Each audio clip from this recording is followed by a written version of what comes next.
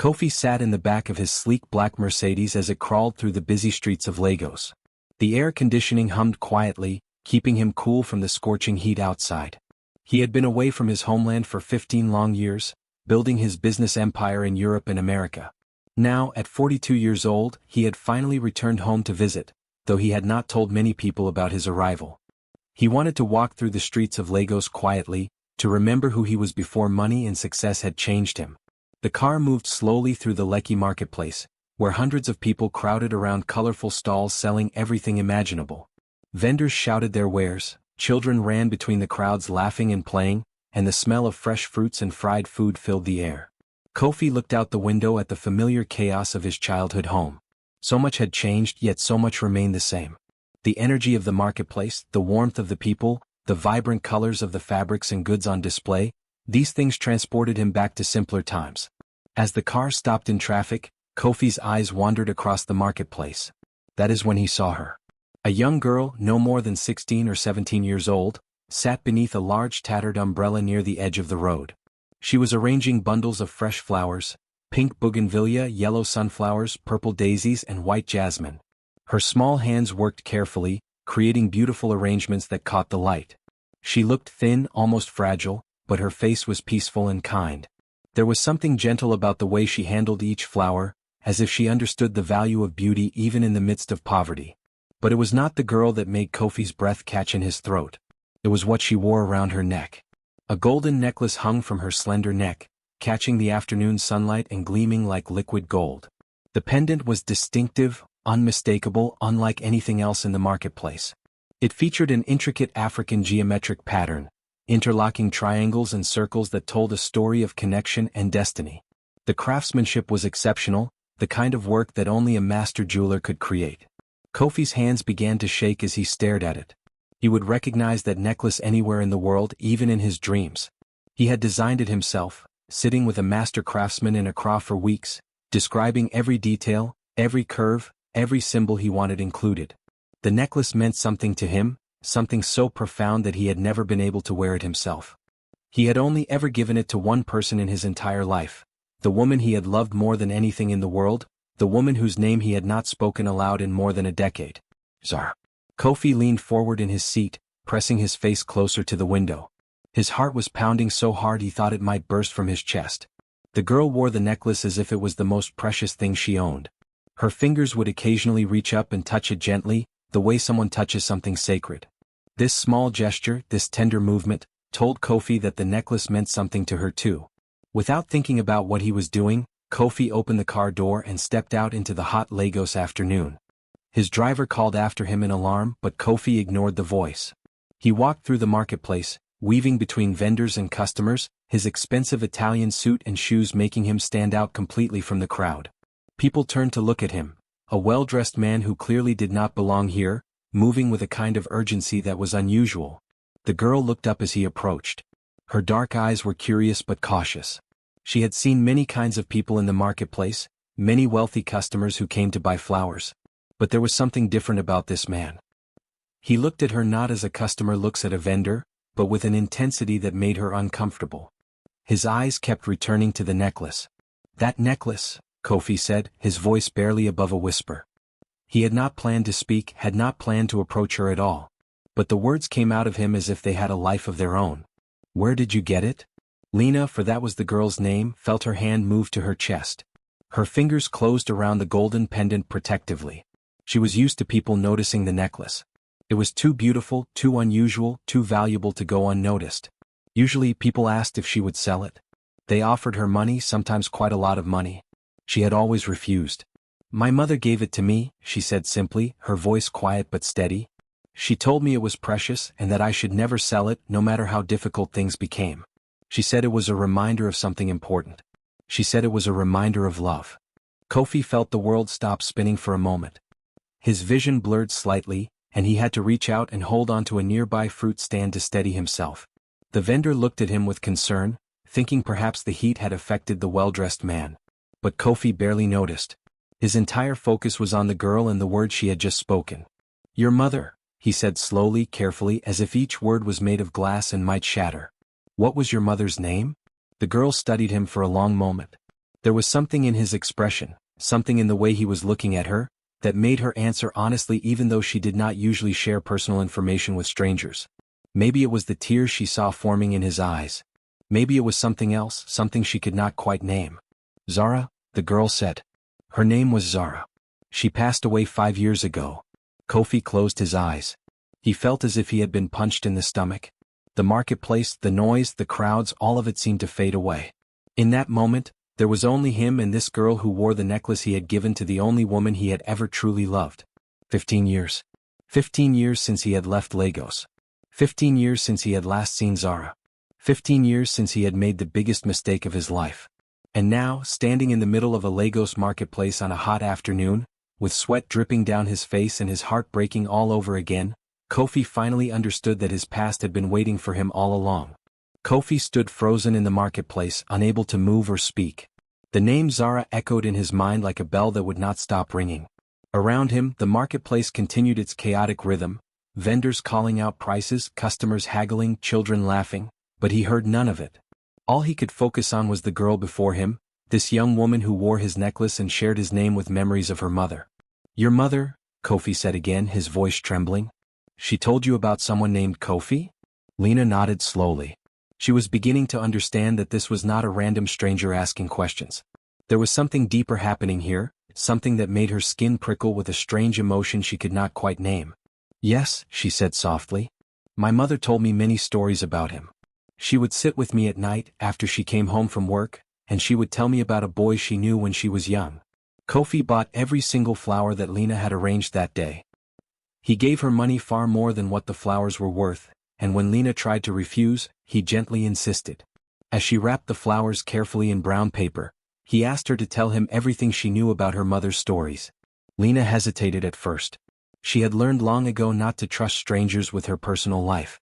Poverty had taught her to be careful, to keep her family's business private. But something about this man's sadness, the genuine pain in his eyes, made her want to share.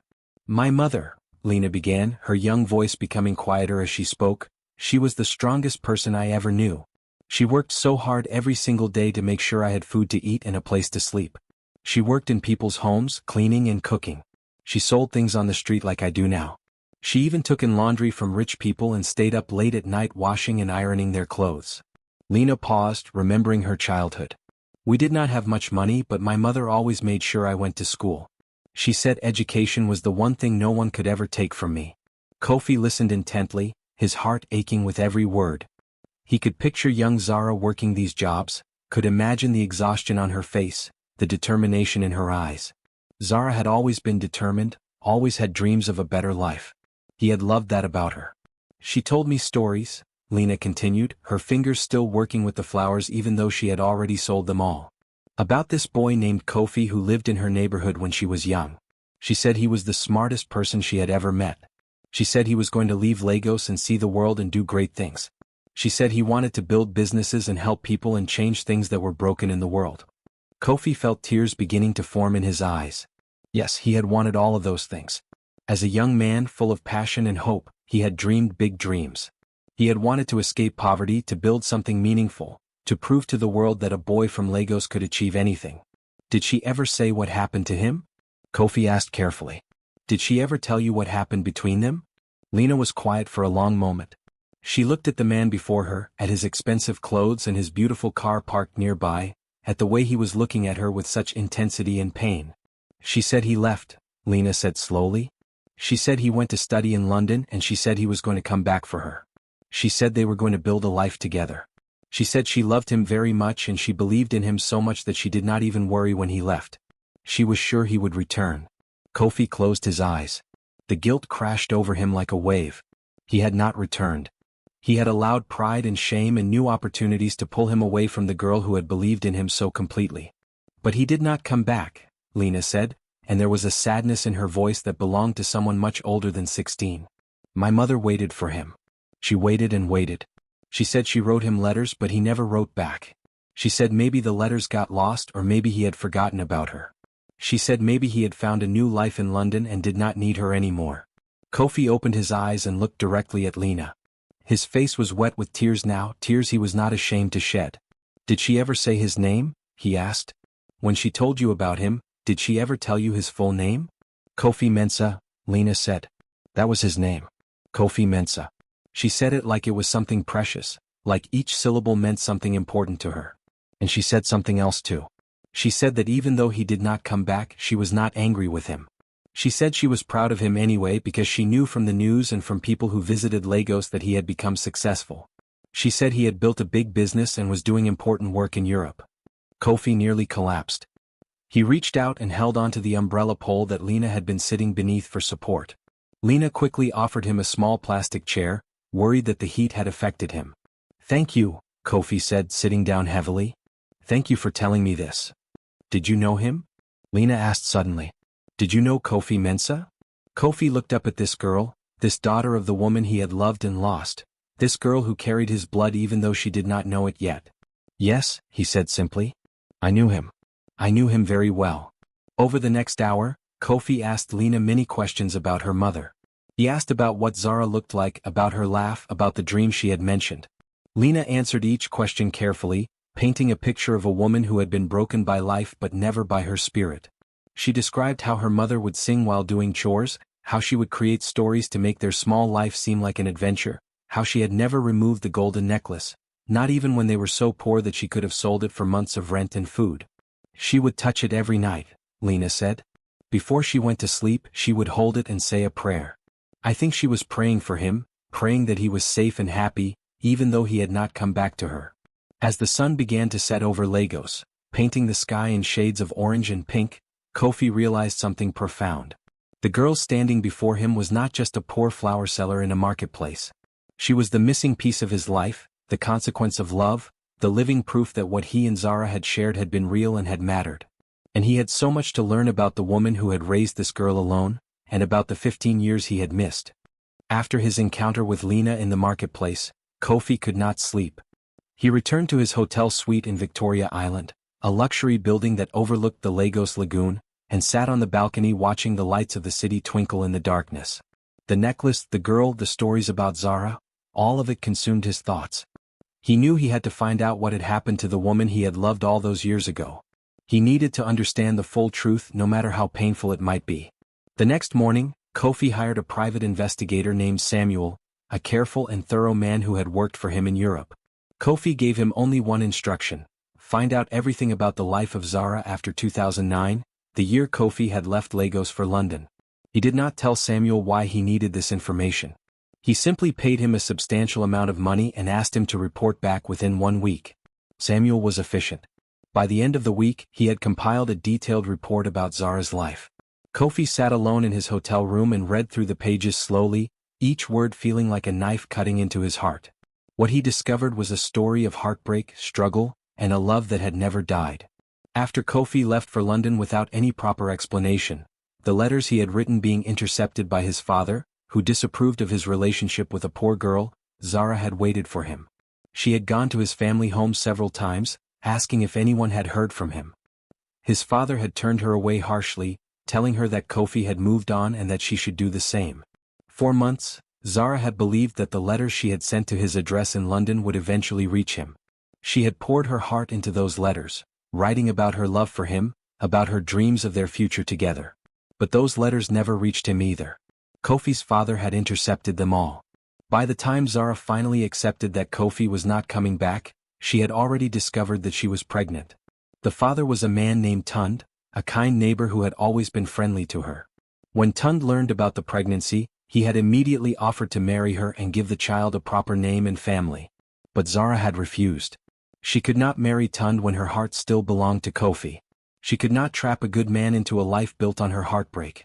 Instead, she had made the most difficult decision of her life, to raise her daughter alone. The years that followed were years of unrelenting hardship. Zara worked as a house cleaner for wealthy families in Lagos, waking up before dawn and returning home late at night. She would clean homes, cook meals, wash clothes, all for wages that barely allowed her to survive. During the day when Lena was at school, Zara would work in these homes. In the evenings and on weekends she would sell flowers and vegetables in the marketplace, just as her daughter did now. And late at night, after Lena had fallen asleep, Zara would take in laundry from neighbors, washing and ironing clothes by hand, her fingers becoming raw and cracked from the work. She had done all of this on her own, never asking for help, never complaining, never giving up. The investigator had found records showing that despite her poverty, Zara had always paid Lena's school fees on time. Teachers remembered her as a woman who would come to the school to ask about her daughter's progress, who would sit with Lena in the evenings to help her with her studies, who made sure her child had the education that life had denied to her. The report also contained information about Zara's health. About 7 years ago, when Lena was around 9 years old, Zara had begun to feel ill. She had developed a persistent cough that would not go away. She had chest pains and difficulty breathing. But because she had no money for proper medical care, she had simply continued working, pushing through the pain, thinking perhaps it would pass on its own. It did not pass. The illness grew worse. 5 years ago, when Lena was 11, Zara's condition had become critical. By then, the illness had developed into something serious, tuberculosis that had gone untreated for so long that it had damaged her lungs severely. A kind neighbor had finally convinced Zara to go to a government hospital. But by that point it was too late. The doctors said her lungs were too damaged, that she needed expensive treatment that she could never afford. Zara had spent her final months in pain, struggling to breathe, but still making sure that Lena went to school, still telling her daughter stories about a boy named Kofi who was going to change the world. She had died at the age of 39. Just 39. Kofi was 42 and he had lived 15 extra years that Zara had never gotten to live. The unfairness of it made him feel sick. But the most heartbreaking detail in the report was this. Throughout all of those years, through all of the suffering and hardship, Zara had never removed the necklace that Kofi had given her. Not once. The neighbors who had known her, the people who had worked with her, the teachers at Lena's school, all of them remembered the golden necklace.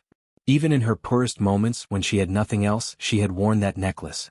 She had held on to that one piece of beauty, that one reminder of love, as if it was the most precious thing in the world. The investigator had also found that in her final days, Zara had given the necklace to Lena with specific instructions. She had told her daughter to never sell it, to keep it close to her heart, and to remember that it was a symbol of love.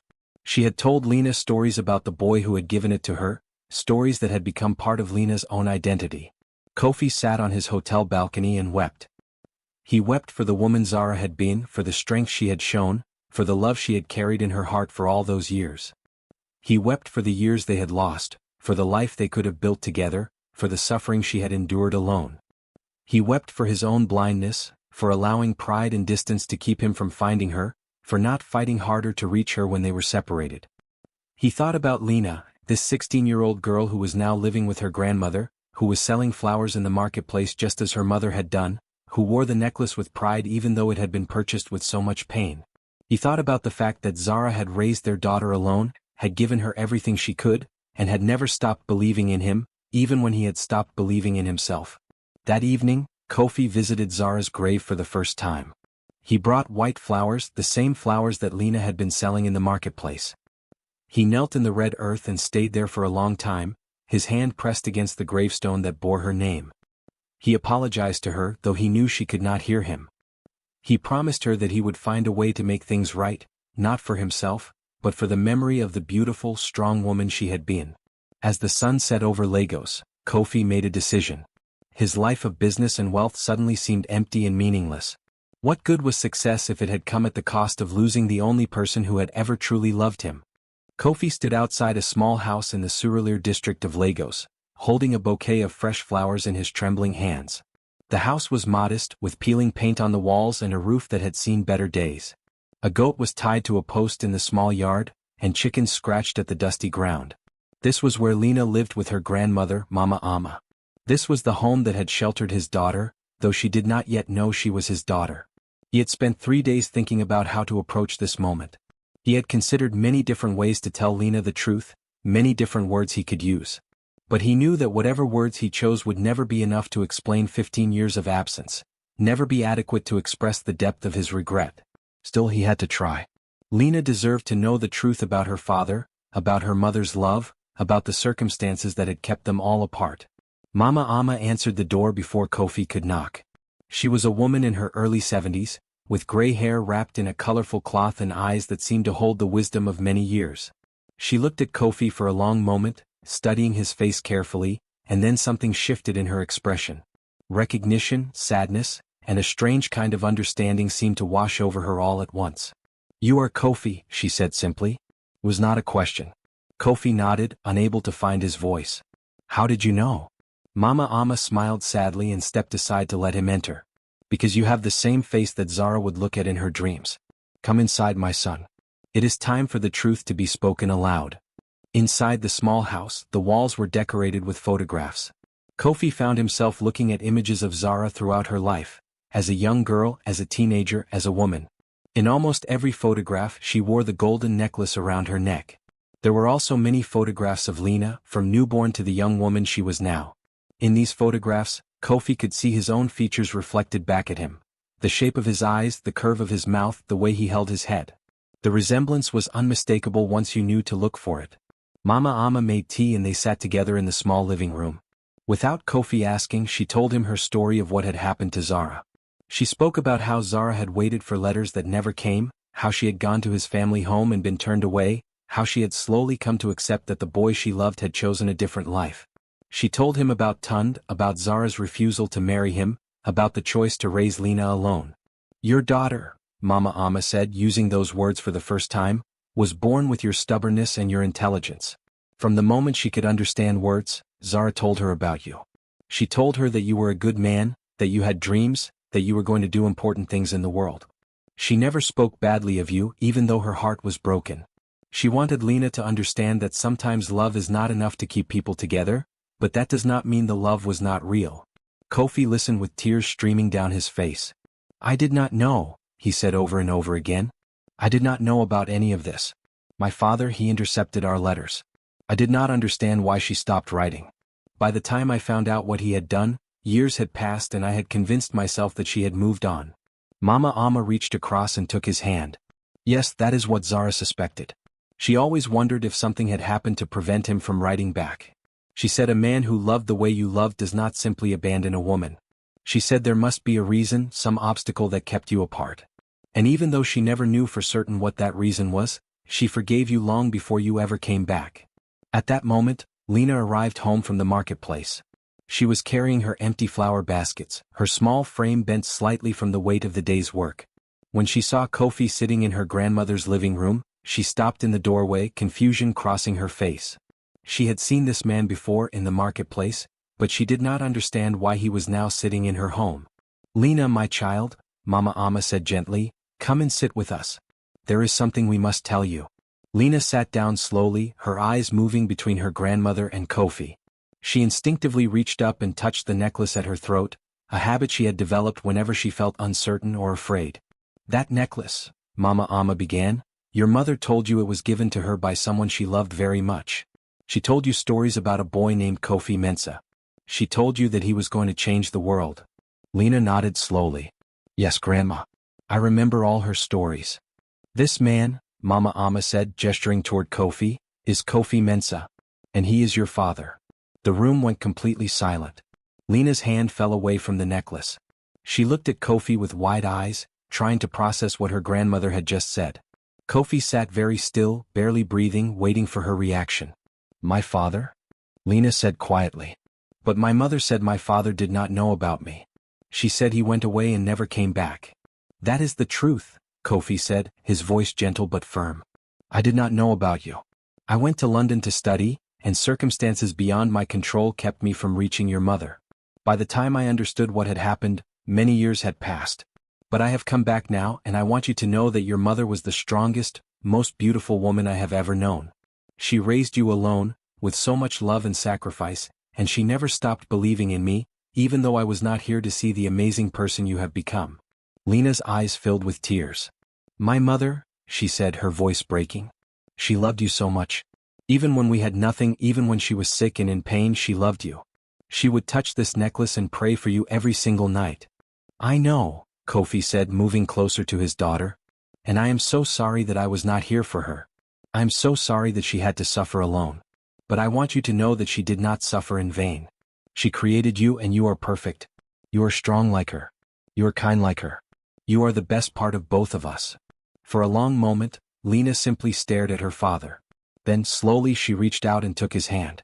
Her small hand felt fragile in his large one, but her grip was firm and strong. She did not say anything at first. She simply held his hand and cried, tears of sadness for her mother, tears of relief that the mystery of her father had finally been solved, tears of understanding that her mother's love had made her who she was. "My mother," Lena said finally, "she always told me that love does not disappear just because people are separated. She said love can survive anything, poverty, illness, distance, even time. She said love is the strongest force in the world." Kofi pulled his daughter into an embrace, and for the first time in 15 years he felt whole. In that small house in Lagos, with his daughter in his arms and his memories of Zara surrounding him, Kofi finally understood what it meant to come home. Mama Amma watched them embrace and she smiled through her own tears. She had been waiting for this moment for so long, waiting for the day when the circle would be complete, when the broken family would finally be reunited, when Lena would know her father and understand the depth of her mother's love. After that emotional evening in Mama Amma's home, everything changed for Kofi. He had spent 15 years building a business empire that had made him wealthy beyond measure, but he had never felt truly satisfied with his accomplishments. Now, reconnecting with his daughter and learning about the life Zara had lived, he suddenly understood what real success should look like. Real success was not measured in money or power, but in the lives you touched, in the people you helped, in the love you gave to the world. The first thing Kofi did was to establish the Zara Foundation. He named it after the woman who had sacrificed everything for their daughter, the woman who had worked 3 jobs to keep Lena fed and educated. The foundation was dedicated to helping underprivileged girls in Lagos access quality education. Kofi invested millions of his own money into this project, creating scholarships for girls from poor families, building libraries, training teachers, and providing school supplies to students who could never afford them otherwise. He did not make a big announcement about the foundation. Instead, he worked quietly, meeting with education officials, visiting schools in poor neighborhoods, and listening to the stories of teachers who worked in these communities. He wanted to understand exactly what these girls needed, what obstacles they faced, what dreams they held in their hearts. He spent time in classrooms watching young girls study despite their difficult circumstances, and he was reminded again and again of Zara, her determination, her belief that education could change everything. The Zara Foundation began small, helping perhaps 50 girls in the first year. But word spread quickly throughout Lagos. Soon, hundreds of girls were applying for scholarships. Teachers started coming to Kofi with stories of how his foundation had changed their students' lives, how girls who had been planning to drop out of school were now able to continue their studies, how families that had been struggling to pay school fees could now send their daughters to school with pride. Within 3 years, the Zara Foundation was helping over 2,000 girls across Lagos to pursue their education.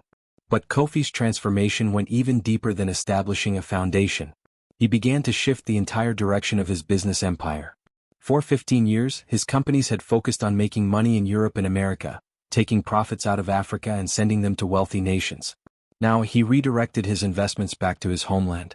He established businesses in Lagos, creating jobs for thousands of people.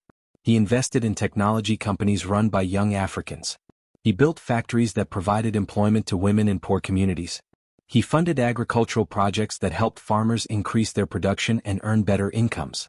His business partners in Europe and America thought he was making a mistake. They told him that focusing on Africa would reduce his profits, that he was wasting his wealth on a continent that would never develop. But Kofi had learned something that no amount of money could have taught him. That true wealth comes from investing in people, from building communities, from creating opportunities for others to lift themselves out of poverty. More importantly, Kofi became a father to Lena. He could not go back and be there for her childhood, could not erase the years of hardship she had endured. But he could be present for her now, and he could help her become everything she was capable of becoming. He moved into a house near Mama Amma's home, spending time with Lena every day. He helped her with her schoolwork, attended her school events, and most importantly, he listened to her dreams. Lena had been inspired by watching her mother suffer from untreated illness. She had watched Zara struggle to breathe, watched her grow weaker, and felt helpless because she was too young and too poor to do anything to help. From that pain, a dream had been born in Lena's heart. She wanted to become a doctor. She wanted to understand medicine, to learn how to heal people, to make sure that no other family had to watch a loved one die from preventable illness. Kofi encouraged this dream with everything he had. When Lena finished secondary school, he made sure she was admitted to the best university in Nigeria. He paid her tuition fees, provided her with everything she needed to study. But more than that, he became her mentor. He taught her about business, about leadership, about how to think big and dream boldly. He told her stories about his own journey, about the mistakes he had made, about the lessons he had learned. And every evening before Lena went to sleep, Kofi would tell her stories about her mother, about Zara's intelligence, about her kindness, about the strength that had allowed her to survive impossible circumstances. Your mother, Kofi would tell her, had the mind of a doctor. She understood how to care for people, how to make them feel better even when she herself was suffering. When you become a doctor, you will be continuing the work that she began, even though she never went to medical school. You will be healing people the way she always wanted to heal people. Lena studied hard, driven by a deep purpose that went beyond academic achievement. She understood that every test she passed, every subject she mastered, was a step toward honoring her mother's memory. She graduated from medical school at the top of her class, and when she received her medical degree, Kofi was sitting in the front row, tears streaming down his face, thinking of Zara and wishing she could have been there to see their daughter's accomplishment. After completing her medical degree, Lena could have taken a comfortable job at a private hospital, earning good money and living a comfortable life. Many of her classmates did exactly that. But Lena had other plans. She wanted to open a clinic in her neighborhood, in the same community where her mother had struggled, where she herself had sold flowers in the marketplace. She wanted to provide free or low-cost medical care to people who, like her mother, could not afford proper treatment. Kofi supported this dream completely. He helped Lena acquire land in Surulere, the neighborhood where she had grown up. He funded the construction of a modern medical clinic with examination rooms, a small laboratory and a pharmacy. He helped her hire nurses and other medical staff. And when the clinic was ready to open, Lena gave it a name that would forever honor the woman who had sacrificed everything for her: the Zara Center for Community Health. On the day the Zara Center opened its doors, Lena stood at the entrance wearing her white doctor's coat, the golden necklace visible at her throat. Hundreds of people from the neighborhood came to the opening ceremony. There were the women Zara had worked with, the families whose homes she had cleaned, the teachers who had known her at Lena's school, the neighbors who had watched her struggle and survive. Many of them wept when they learned who Lena was, when they understood that the strong young woman who was now their doctor was the same child they had watched grow up in poverty. Kofi stood beside his daughter, his arm around her shoulders as she cut the ribbon to officially open the clinic. He thought about the journey they had all taken together, the journey that had begun with a necklace glimpsed in a marketplace, that had led to the discovery of love and loss, that had ultimately resulted in healing and redemption. The Zara Center for Community Health became known throughout Lagos as a place where poor people could receive quality medical care without fear of being turned away because they could not pay. Lena worked long hours, treating patients with kindness and skill, using her knowledge and education to heal the bodies and hearts of people in her community. She became a doctor like she had dreamed, and she honored her mother's memory with every patient she treated, with every life she saved. Kofi and Lena visited Zara's grave together every month. They would bring flowers, sit together, and talk about the woman who had brought them into each other's lives despite all the obstacles that had tried to keep them apart. They talked about love, about sacrifice, about the strength that comes from facing impossible circumstances with hope and determination. And every evening when the clinic closed for the day, Kofi and Lena would sit together and remember. They would talk about Mama Ama, about Tun the kind neighbor, about all the people who had helped Zara survive those difficult years. They would marvel at how love, even love that seemed lost and broken, could heal generations and create new beginnings. The boy with big dreams had finally come home. And in coming home he had discovered that the greatest success he would ever achieve was not in his bank account or his business empire, but in the relationship he had rebuilt with his daughter, and in the legacy they were creating together in honor of the woman they both loved. A legacy of healing, education, and hope for all the poor girls and struggling families of Lagos.